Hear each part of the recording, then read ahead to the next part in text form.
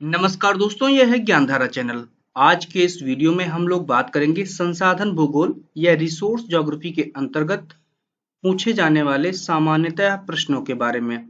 तो आगामी जो भी परीक्षाएं आने वाली हों, चाहे वो आरपीएससी असिस्टेंट प्रोफेसर की हो या यूपीएचईएससी असिस्टेंट प्रोफेसर की हो या यूपी जीआईसी लेक्चरर की हो, उन सभी परीक्षाओं में किस प्रकार के सामान्यतः प्रश्न पूछे जा सकते हैं संसाधन भूगोल से, उनका हम लोग एक बार क्विक रिवीजन कर लेते हैं। तो इस वीडियो में हम लोग बात करेंगे कुल 136 प्रश्नों की। तो जो पहला प्रश्न है कि संसाधन भूगोल निम्न में से किसकी उपशाखा है।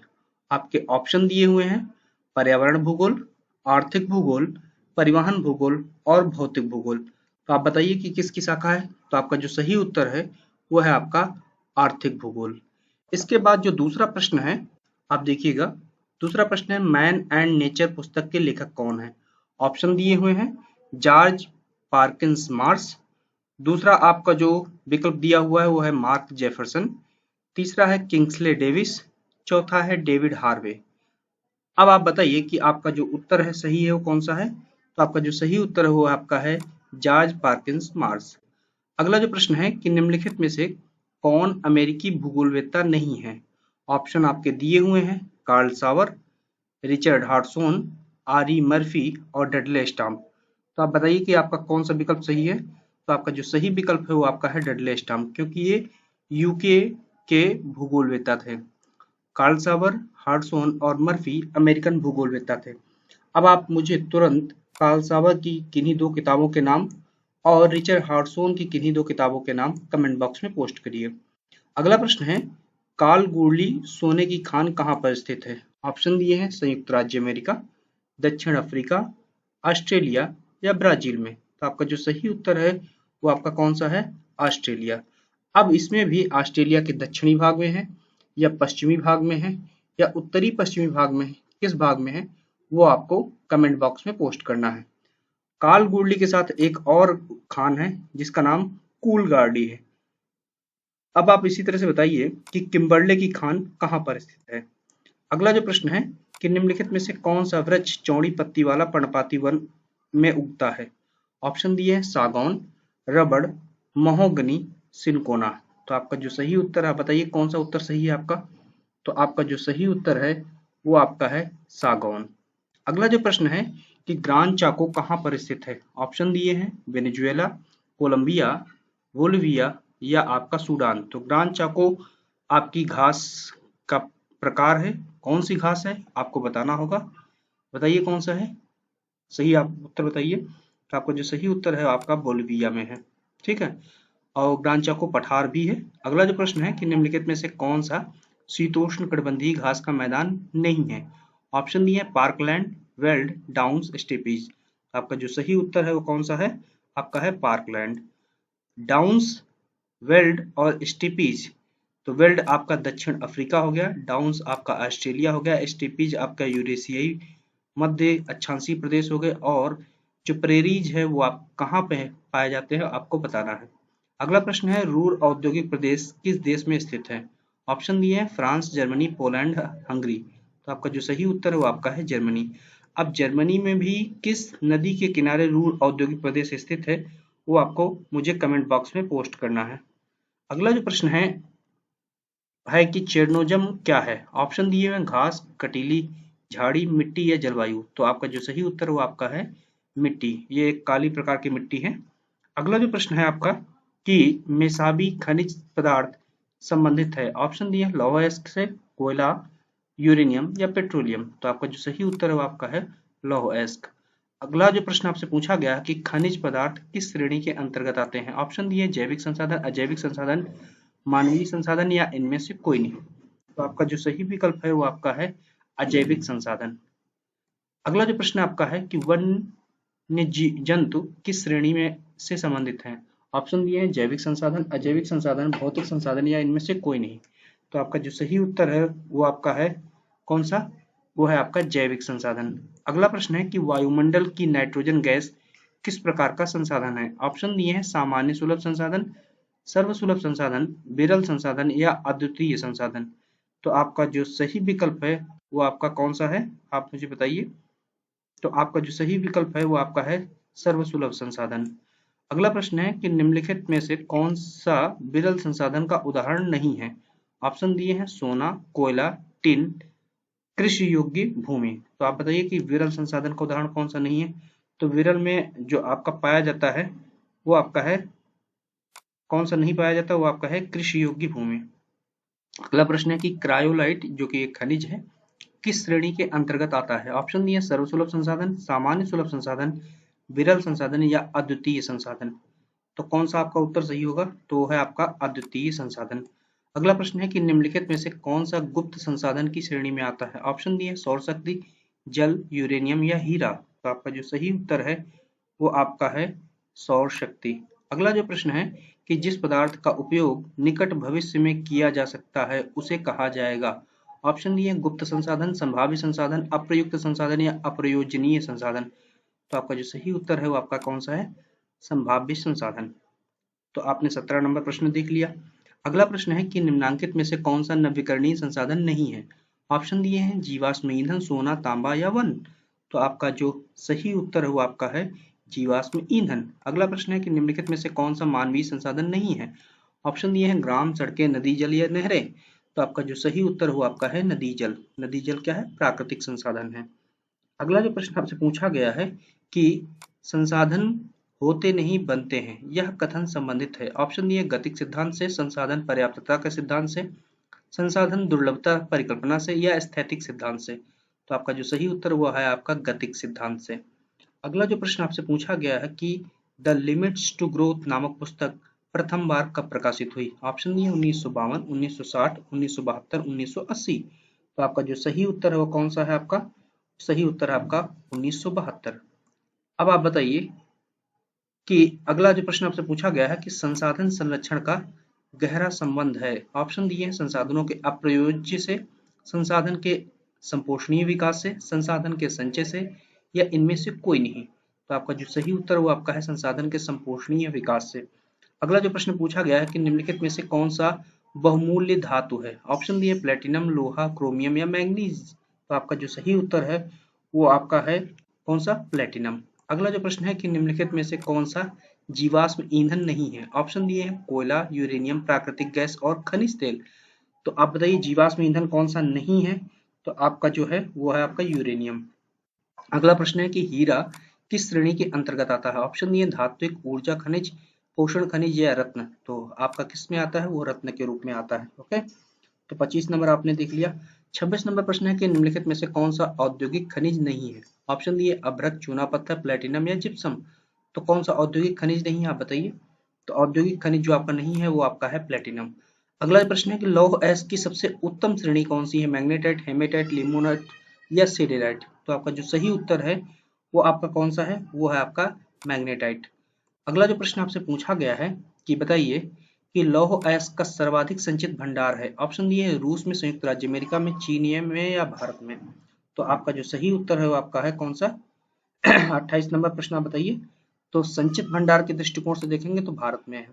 अगला जो प्रश्न है कि विश्व में लौह अयस्क के दो बृहत्तम उत्पादक देश कौन कौन से हैं। ऑप्शन दिए हुए चीन भारत, चीन ब्राजील, चीन ऑस्ट्रेलिया, चीन ब्राजील और भारत। तो आपका जो सही उत्तर है वो आपका है ब्राजील और चीन। अगला जो प्रश्न पूछा गया है कि क्रिवाई रॉक लौह अयस्क क्षेत्र स्थित है। ऑप्शन दिए संयुक्त राज्य अमेरिका, रूस, यूक्रेन या जर्मनी। तो आपका जो सही उत्तर है वो आपका कौन सा है, वो आपका है यूक्रेन में। अगला प्रश्न है कि विश्व में मैंगनीज का बृहत्तम उत्पादक देश है। ऑप्शन दिए हैं चीन, भारत, दक्षिण अफ्रीका या गैबन। तो आपका जो सही उत्तर है वो आपका है चीन। अगला प्रश्न है कि पोस्टमैनबर्ग मैंगनीज का बृहत्तम उत्पादक क्षेत्र है। ऑप्शन दिए गैबन में, संयुक्त राज्य अमेरिका में, दक्षिण अफ्रीका में, जर्मनी में। तो आप बताइए कौन सा उत्तर सही है। तो आपका सही उत्तर है वो आपका है दक्षिण अफ्रीका में। अगला प्रश्न है कि विश्व में अभ्रक का बृहत्तम उत्पादक देश है। ऑप्शन दिए हुए हैं चीन, भारत, ब्राजील या इनमें से कोई नहीं। तो आपका जो सही उत्तर है वो आपका है चीन। अब प्राकृतिक अभ्रक पूछा जा रहा है क्या है, तो उसको आपको ध्यान देना है। अगला प्रश्न है कि चीन टिन तथा तांबा को मिलाकर बनाया जाता है। ऑप्शन दिए हैं पीतल, कांसा, जस्ता या इनमें से कोई नहीं। तो आपका जो बनाया जाता है वो आपका बनाया जाता है क्या? कांसा। तांबा और टिन मिला के कांसा बनाया जाता है। अगला प्रश्न है कि विश्व में टिन का बृहत्तम उत्पादक देश कौन सा है? ऑप्शन दिए हैं मलेशिया, इंडोनेशिया, पेरू या चीन। तो आपका जो सही उत्तर है वो आपका है चीन। अगला जो प्रश्न है कि विश्व का बृहत्तम तांबा उत्पादक देश कौन सा है? ऑप्शन दिए हुए हैं संयुक्त राज्य अमेरिका, चिली, इंडोनेशिया या कनाडा। तो आप बताइए कौन सा आपका सही उत्तर है? वो आपका है चिली। अगला प्रश्न है कि एल्युमिनियम किस खनिज पदार्थ से प्राप्त होता है? ऑप्शन दिए बॉक्साइट, क्रोमियम, कोबाल्ट, निकेल। आपका सही उत्तर है आपका बॉक्साइट। अगला प्रश्न है कि विश्व में बॉक्साइट का बृहत्तम उत्पादक देश कौन सा है? ब्राजील, ऑस्ट्रेलिया, चीन या भारत। तो आपका जो सही उत्तर है वो आपका है ऑस्ट्रेलिया। अगला प्रश्न है कि निम्नलिखित में से कौन सा गैर वाणिज्यिक स्रोत के अंतर्गत नहीं आता है? ऑप्शन दिए सौर ऊर्जा, पवन ऊर्जा, जल विद्युत या बायोगैस। तो आपका जो सही उत्तर है वो आपका कौन सा है? वो है आपका जल विद्युत। अगला प्रश्न आपका जो है 40 नंबर की कोयला निर्माण का आरंभिक रूप है। ऑप्शन दिए पीट, लिग्नाइट, एंथ्रेक्साइट या बिटुमिनस। तो आप बताइए कि आपका उत्तर कौन सा सही होगा? तो आपका है पीट। अगला प्रश्न है कि विश्व में कोयले का बृहत्तम संचित भंडार है। ऑप्शन दिए हैं रूस में, चीन में, संयुक्त राज्य अमेरिका में या दक्षिण अफ्रीका में। तो आपका जो सही उत्तर है वो आप कौन सा है आपका? वो आपका है कौन सा? संयुक्त राज्य अमेरिका में। ओके। अगला प्रश्न है 42 नंबर की विश्व में कोयले का बृहत्तम उत्पादक देश है। ऑप्शन दिए हुए हैं चीन, रूस, संयुक्त राज्य अमेरिका और भारत। तो आपका जो सही उत्तर है वो आपका है चीन। अब यहाँ पे ध्यान रखना है प्रश्नों को सॉल्व करते वक्त कि आपसे पूछा क्या गया है। पूछा गया है कि बृहत्तम संचित भंडार है, या बृहत्तम उत्पादक है, या बृहत्तम भंडारक है, या बृहत्तम निर्यातक है, या बृहत्तम आयातक है। तो इन चीजों को ध्यान में रखते हुए तब आपको देखना है। और ये वीडियो अभी कंटेम्प्रेरी मतलब कि जो लेटेस्ट डेटा है उनके अनुसार है। ये वीडियो जितना पुराना होता जाएगा आपको लेटेस्ट जो भी अपडेट्स हैं उनको ऐड करते हुए चलना होगा। अगला प्रश्न है कि रानीगंज कोयला खदान स्थित है। ऑप्शन दिए हैं महानदी घाटी में, दामोदर घाटी में, सोन घाटी में या वर्धा घाटी में। तो आप बताइए कौन सा सही है? तो आपकी है दामोदर घाटी में। अगला प्रश्न है कि क्लाइड घाटी स्थित है। ऑप्शन दिए इंग्लैंड में, वेल्स में, स्कॉटलैंड में या नीदरलैंड में। तो आपका जो सही उत्तर है वो आपका है स्कॉटलैंड में। अगला प्रश्न है कि सर्वाधिक हल्का और शुद्ध पेट्रोलियम पदार्थ है। ऑप्शन दिए हैं डीजल, गैसोलीन, केरोसिन या इनमें से कोई नहीं। तो आप बताइए कौन सा सही है? तो आपका सही उत्तर है वो है गैसोलीन। अगला प्रश्न है कि पेट्रोलियम या खनिज तेल का बृहत्तम उत्पादक है। ऑप्शन दिए सऊदी अरब, इराक, कुवैत या रूस। तो आप बताइए कौन सा उत्तर सही है? तो आपका जो सही उत्तर है वो आपका है रूस। अगला जो प्रश्न आपका है कि 47 नंबर कि दक्षिण अमेरिका का बृहत्तम तेल उत्पादक देश है। ऑप्शन दिए हैं कोलंबिया, ब्राजील, वेनेजुएला या अर्जेंटीना। तो आपका जो सही उत्तर है वो आपका है वेनेजुएला। अगला जो प्रश्न है कि विश्व का बृहत्तम पेट्रोलियम आयातक देश कौन सा है? ऑप्शन दिए ग्रेट ब्रिटेन, संयुक्त राज्य अमेरिका, कनाडा या जापान। तो आपका जो सही उत्तर है वो आपका है कौन सा? संयुक्त राज्य अमेरिका। अगला प्रश्न है कि जल विद्युत की सर्वाधिक संभाव्य क्षमता किस महाद्वीप में विद्यमान है? यह प्रश्न कई बार असिस्टेंट प्रोफेसर की परीक्षाओं में पूछा जा चुका है। ऑप्शन दिए हैं एशिया, यूरोप, अफ्रीका, उत्तरी अमेरिका। तो आपका जो सही उत्तर है आप बताइए कौन सा उत्तर सही है आपका? तो सही उत्तर है आपका अफ्रीका।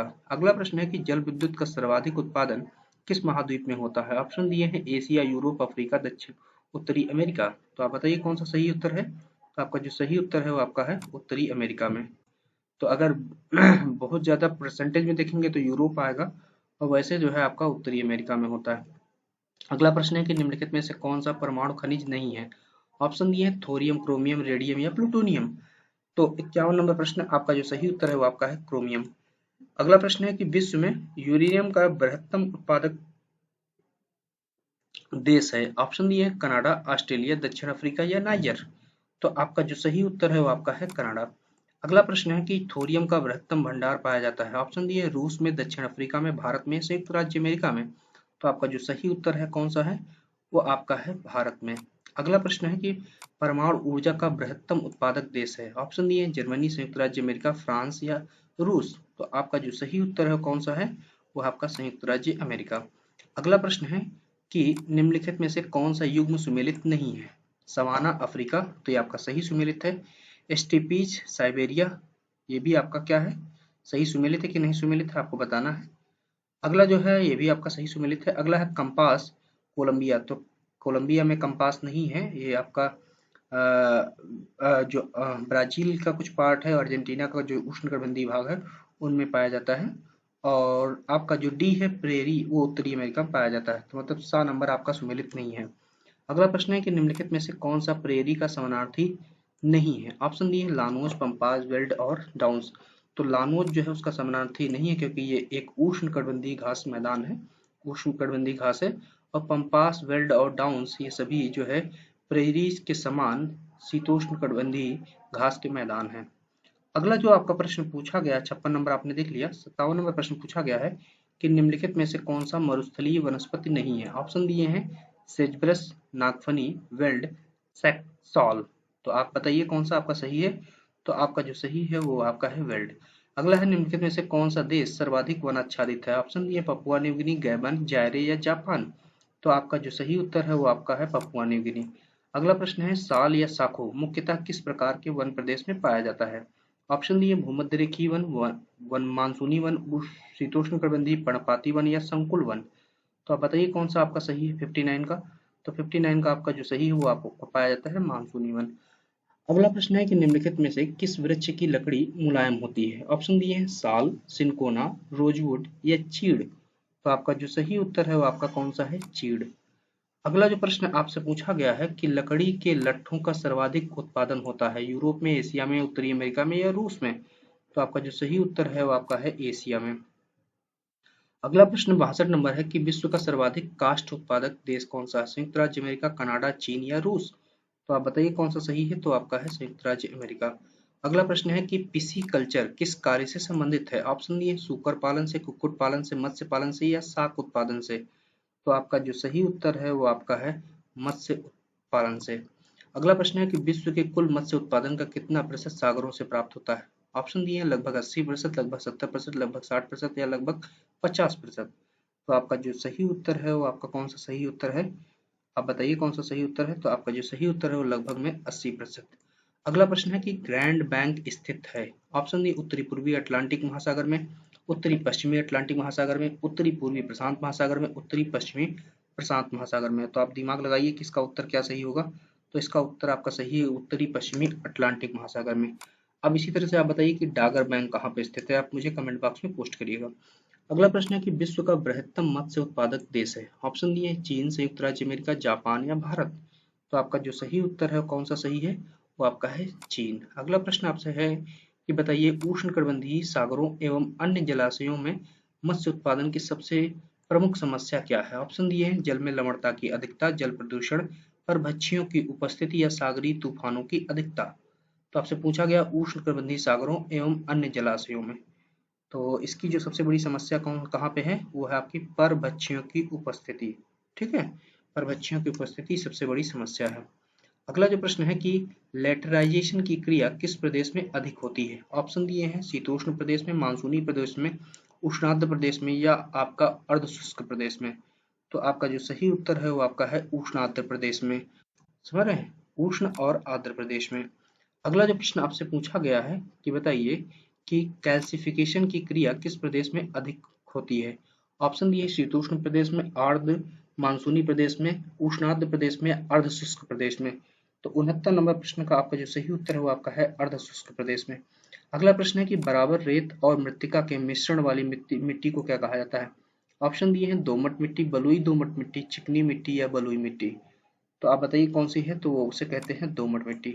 अगला प्रश्न है कि निम्नलिखित में से कौन सी पेडाल्फर मिट्टी नहीं है। ऑप्शन दिए हैं पॉडजॉल, पॉडजॉलिक, लेटराइट या चेर्नोजम। तो पेडाल्फर कौन सी नहीं है आप मुझे बताइए। तो वो है आपकी चेर्नोजम मिट्टी, ये एक काली मिट्टी का प्रकार है। अगला जो प्रश्न है कि चेर्नोजम किस प्रकार की मिट्टी है। ऑप्शन दिए पेडोकॉल, पेडाल्फर, अपार्श्विक या अंतः स्तरी। तो आपका जो सही उत्तर है वो आपका है पेडोकॉल प्रकार की मिट्टी है। किस प्रकार की मिट्टी है, पेडोकॉल प्रकार की। ओके, 72 नंबर प्रश्न आपने देख लिया। अब 73 नंबर प्रश्न देखिए कि निम्नलिखित में से कौन सी अंतः कटिबंधीय मिट्टी का उदाहरण नहीं है। ऑप्शन दिए हैं रेंडजीना, टेरा रोसा, जलोढ़ या रेगुड़। तो आपका जो सही उत्तर है वो आपका है जलोढ़, जो कि अंतः कटिबंधीय मिट्टी का उदाहरण नहीं है। अगला प्रश्न है कि मृदा संरक्षण की उपयुक्त उपाय नहीं है। ऑप्शन दिए मृदा अपरदन को रोकना, फसल चक्र का प्रयोग, आवरण फसलों का उपयोग या कीटनाशक रसायनों का प्रयोग। तो आप बताइए कौन सा आपका सही उत्तर है। तो आपका है कीटनाशक रसायनों के प्रयोग से मृदा संरक्षण का कोई लेना देना नहीं है। अगला प्रश्न है कि भारत की प्रथम जनगणना हुई थी। ऑप्शन दिए हैं 1852, 1872, 1881, 1891। तो अगर 10 की जनगणना की दृष्टिकोण से देखें तो जो लॉर्ड रिपन है उनके शासनकाल में 1881 में हुई थी। उसके बाद जो उसके पहले 1872 में लॉर्ड मेयो के शासनकाल में हुई थी, जो कि 10 की जनगणना नहीं थी।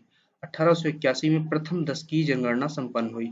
तो यहाँ पर केवल प्रथम जनगणना की बात की गई है, तो आपका जो उत्तर सही हो जाएगा वो हो जाएगा आपका 1872। अगर यही आपका 10 की पूछता तो आपका 1881 हो जाता है। अगला प्रश्न है जनसंख्या की दृष्टि से विश्व में द्वितीय स्थान किस महाद्वीप का है। ऑप्शन दिए हैं अफ्रीका, यूरोप, उत्तरी अमेरिका या दक्षिणी अमेरिका। तो आप बताइए कौन सा आपका उत्तर सही होगा। आप दिमाग लगाइए कि दूसरे स्थान पर कौन सा हो सकता है। तो 76 नंबर का आपका जो सही उत्तर है आपका क्या है, अफ्रीका है।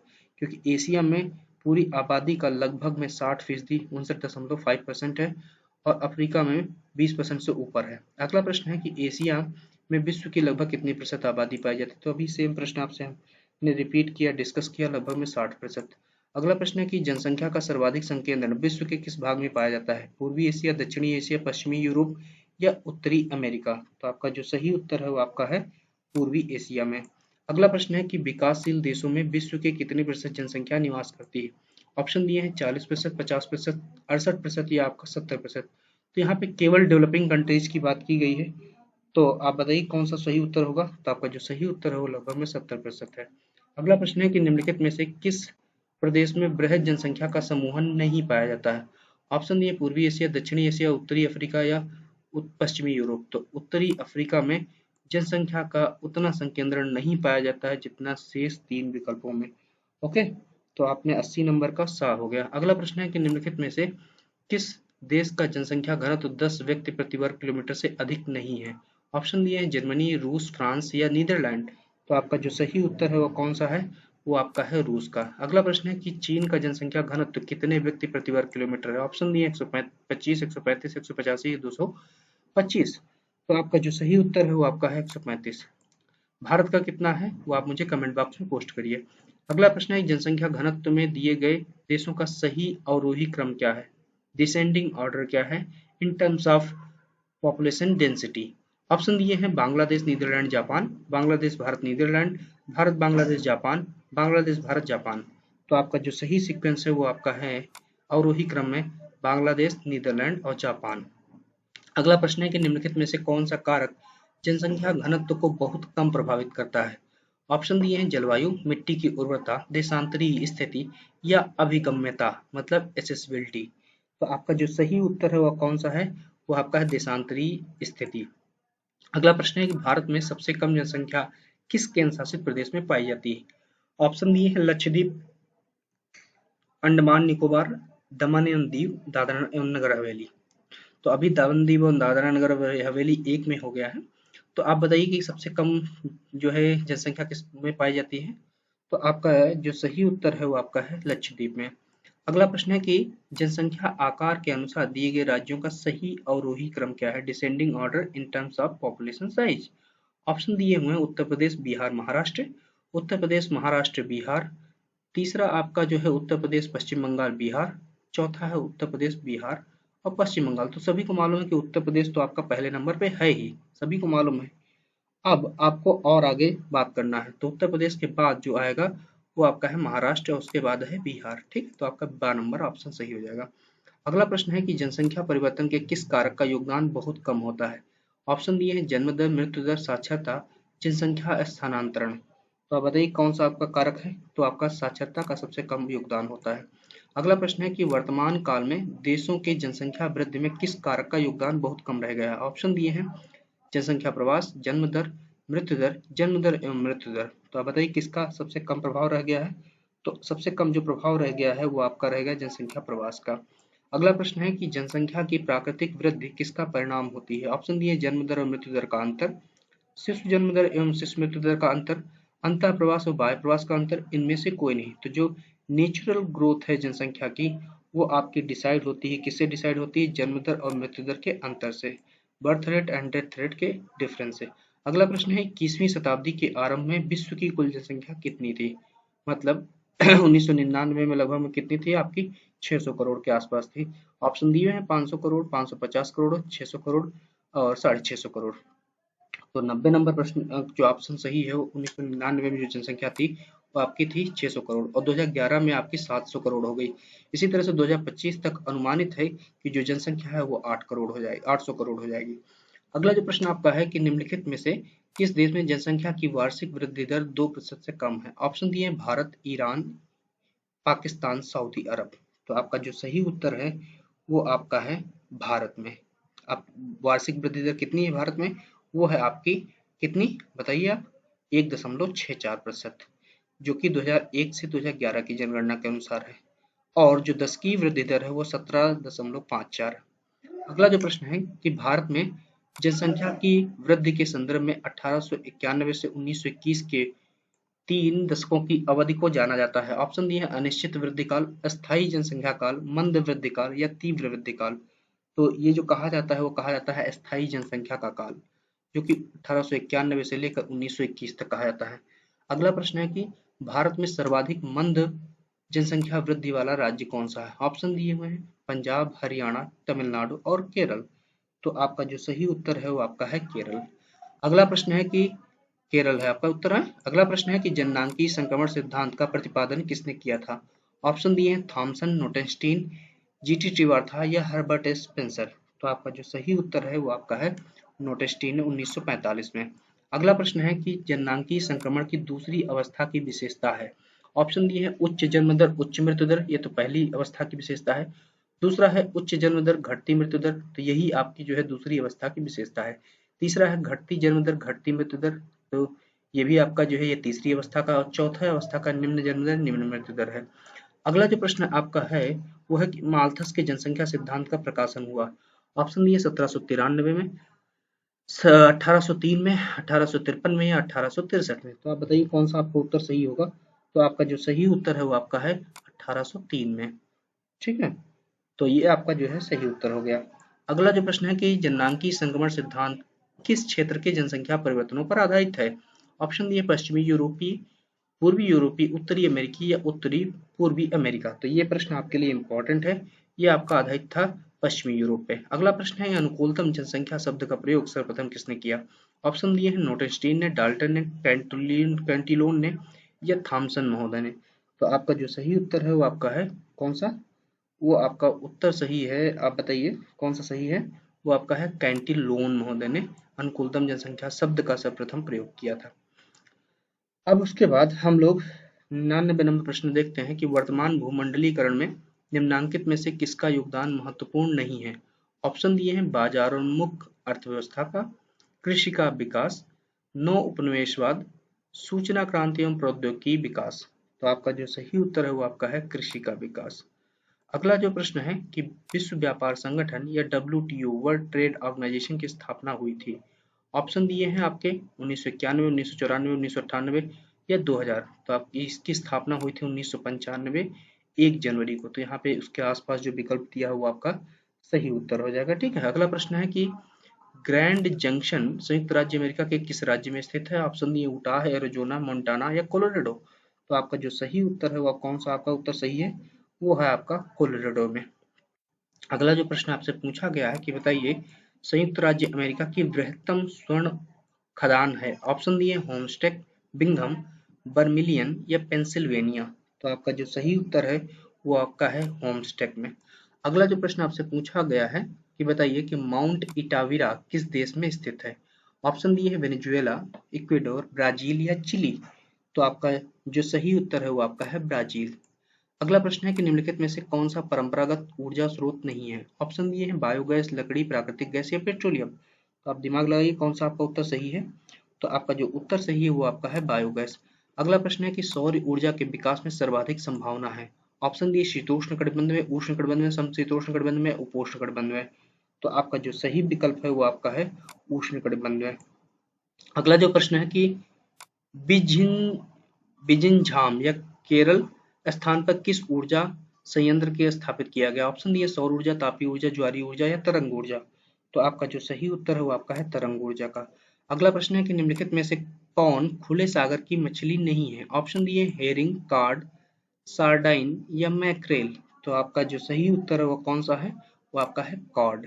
अगला प्रश्न है कि निम्नलिखित में से किस स्थान पर ज्वारीय ऊर्जा पर आधारित शक्ति संयंत्र स्थापित किया गया है? ऑप्शन दिए हैं दुर्गाद्वानी क्रीक, मूस पॉइंट, थनगेसरी या कलपक्कम। तो आप बताइए कौन सा आपका विकल्प सही है, वो आपका है दुर्गाद्वानी क्रीक में। अगला प्रश्न है कि निम्नलिखित में से किस विद्वान ने 1910 के दशक में कृषि भूगोल को कृषि विज्ञान और भूगोल दोनों बताया था? ऑप्शन दिए हैं फ्रेडरिक रेडजल, रिस्टोफेन हेटनर या बर्नहार्ड। तो आपका जो सही उत्तर है वो आपका है बर्नहार्ड। अगला प्रश्न है कि चाय का उद्भव स्थल माना जाता है? ऑप्शन दिए भारत को, चीन को, जापान को या श्रीलंका को। तो आपका जो सही उत्तर है वो आपका है चीन। अगला प्रश्न है कि एबिसीनिया का पठार या इथोपिया को किस फसल का उद्भव स्थल माना जाता है? ऑप्शन दिए कहवा, चाय, रबड़, तंबाकू। तो आपका जो सही उत्तर है वो आपका है कहवा। अगला प्रश्न है कि स्पेंसर और थॉमस ने गन्ने का मूल स्थान बताया है? ऑप्शन दिए पश्चिमी द्वीप समूह को, चीन को, न्यू गिनी को या भारत को।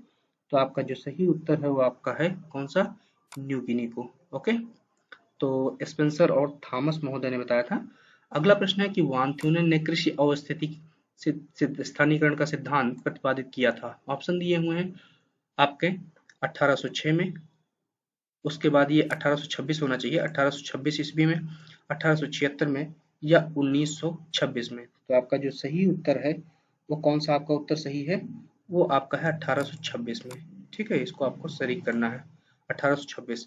अगला प्रश्न है कि ओलिफ जोनासन का सिद्धांत संबंधित है? ऑप्शन दिए हैं कृषि भूमि उपयोग से, नगरीय भूमि उपयोग से, सस्य संयोजन से या कृषि उत्पादकता से। तो आपका जो सही उत्तर है वो आपका है कृषि भूमि उपयोग से। अगला प्रश्न है सस्य संयोजन प्रदेशों के निर्धारण हेतु न्यूनतम विचलन विधि का प्रयोग सर्वप्रथम किसने किया था? ऑप्शन दिए हैं जोनासन, जॉनसन, दोई या बीवर। तो आपका जो सही उत्तर है वो आपका है बीवर। बीवर महोदय ने न्यूनतम विचलन विधि का प्रयोग किया। अगला प्रश्न है दोई ने किस प्रदेश की औद्योगिक संरचना के अध्ययन में वीवर की विधि का संशोधन किया था? ऑप्शन दिए हैं न्यूजीलैंड, जापान, संयुक्त राज्य अमेरिका और चीन। तो आपका जो सही उत्तर है वो आपका है जापान। अगला जो प्रश्न आपका सही पूछा गया है 117 नंबर कि इंग्लैंड में कृषि उत्पादकता के परिकलन हेतु किस विद्वान ने कोटि गुणांक विधि का प्रयोग किया? ऑप्शन दिए कैंडाल ने, जोनासन ने, भाटिया ने या इनमें से कोई नहीं। तो इसका किया था कोटि गुणांक विधि का कैंडाल महोदय ने। अगला प्रश्न है कृषि उत्पादकता के अध्ययन में किस भूगोलवेत्ता ने सर्वप्रथम 1958 में भूमि वहन क्षमता विधि को अपनाया था? ऑप्शन दिए V N Sinha, S S Bhatia, Dudley Stamp या मोहम्मद शफी। तो कृषि उत्पादकता के अध्ययन में भूमि वहन क्षमता विधि का जो प्रयोग किया था वो आपका किया था डडले स्टाम्प महोदय ने। अगला प्रश्न है कि डी विटलेसी ने विश्व को कितने कृषि प्रदेशों में व्यक्त किया था?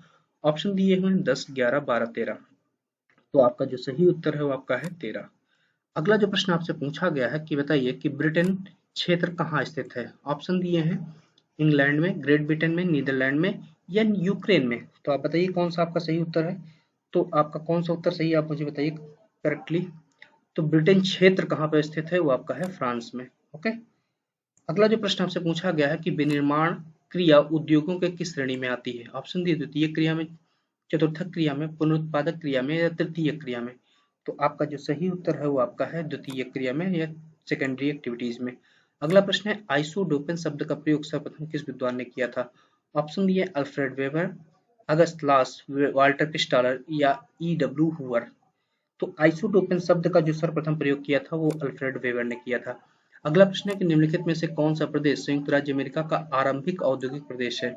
ऑप्शन दिए न्यूयॉर्क प्रदेश, डेट्रॉयट प्रदेश, न्यू इंग्लैंड प्रदेश या दक्षिणी अप्लेशियन प्रदेश। तो आपका जो सही उत्तर है वो आपका है न्यू इंग्लैंड प्रदेश।